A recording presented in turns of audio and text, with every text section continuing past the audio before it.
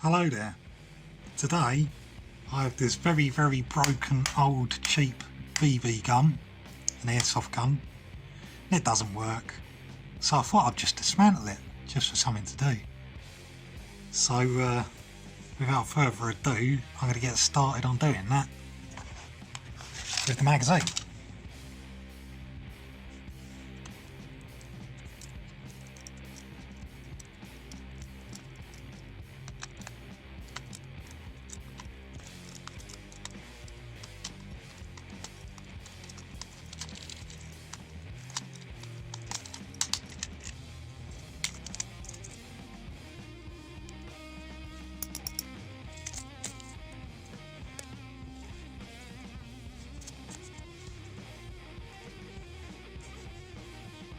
Didn't have a lot in it. For some reason it's got this big steel weight, which is strange. I always thought it was quite heavy, considering it only held about 16 BBs along the front there. It's funny, I don't understand why they've made it so weighty in the magazine. Maybe just to make it feel authentic or something. Okay, on to the actual BB gun.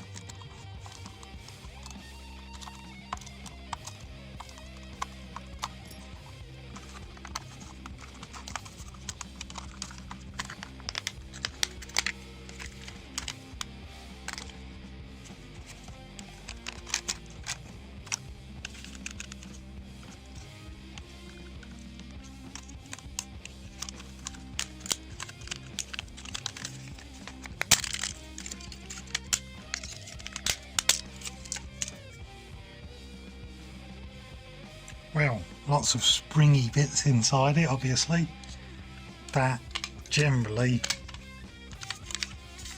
made the housing go back and forward, like so. And I've only got one screw to do. It's very broken now. A lot of it's snapped because it's cheap plastic.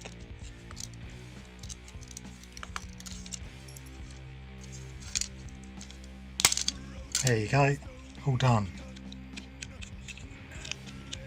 Well, I always wanted to know what the inside of that BB gun looked like, and it's broken now, so I can throw it away. It doesn't look like an actual firearm if I throw it in the bin, which is good. I'm going to keep the springs because they might become useful. So that's it.